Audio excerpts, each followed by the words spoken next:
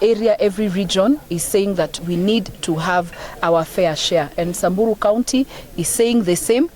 We are happy that at least there are 2 roads that have been factored in, which have been one of our major issues. That is Maralal Baragoi, but it is only Maralal to a place close to Morijo that has been factored, and Maralal Suradoru, but we want it all the way to Wamba and also to Lerata. At least there is a start, but we do hope that we'll continue to push, and even those who sit or those of us who sit on the decision table, we make sure that Samburu County gets its fair share. Our county, 4.5 years now, and we've used this process to ensure that we put money. While we are standing here in Maralal, they never had a KMTC. Last year we put 40 million shillings there. If you go to the ground, you'll see a KMTC coming up. Our challenge is to ensure that those projects we start are completed.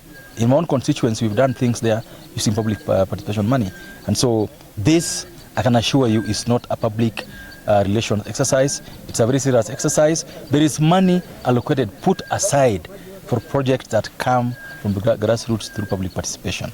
Number 3, that we read out to the people of Samburu the projects that the national government is planning in the whole county, and you've heard them talk about equity. The one that when the national government is dividing resources, Samburu should get its fair share. We can't have Samburu getting 400 million, 500 million shillings, another county getting 2-3 billion. As it should be, we'll ensure that Samburu gets its fair share of the national cake. What do you have to say? Successful visit to...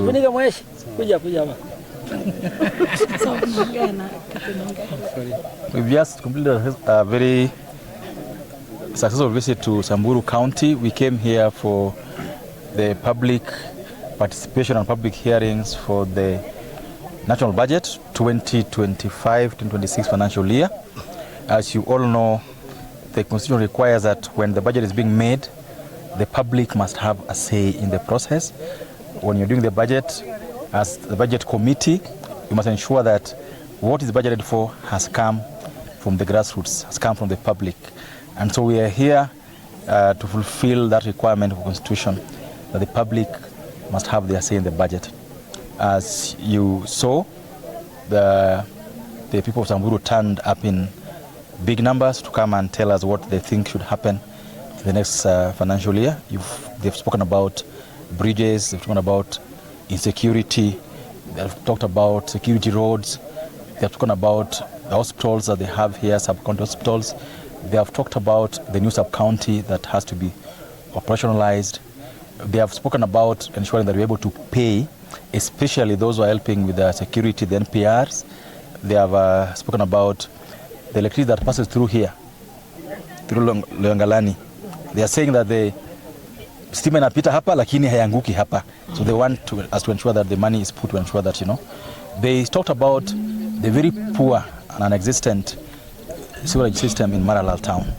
And they want the national government to put money to ensure that the Maralal town has proper sanitation system. They also spoke about very many social issues, child and girl child abuse. They spoke about the need for a rehabilitation center to deal with adults that have issues with depression and drugs. They spoke about last mile connectivity for both water and electricity.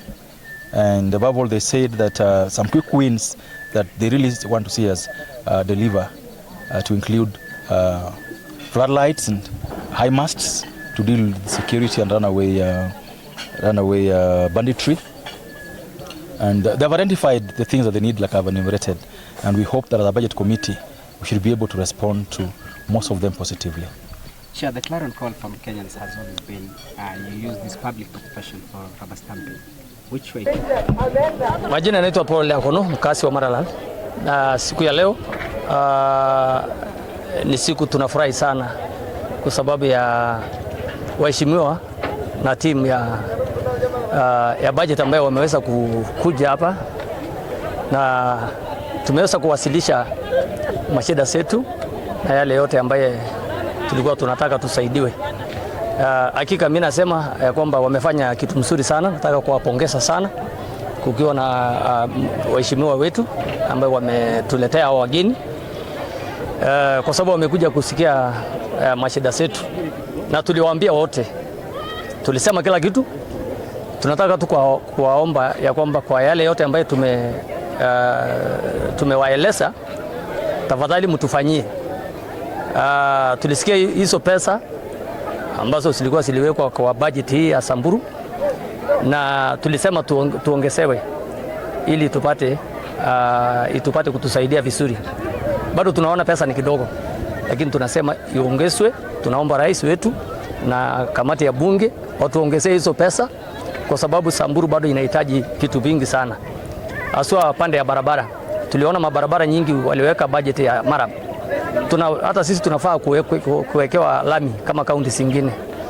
Kwa hivyo pesa siongezwe, tuwekewe lami badala ya maram, kwa sababu maram inakuanga ya mwaka moja. Mvua ikinyesha, barabara inabondeka sana, inaharibika, maji inabeba yale mawe. So tunaomba sana, tutafurahi kama tutapata lami kwa barabara zetu. Naitwa Moses Koiten Langaduru. Mimi nilikuwa ni mwanabiashara wa hapa Maralal, Samburu County. By the way, ushumi nimetupeleka mbaya. Hata saa hii tukiuza viatu kama hii ni shida.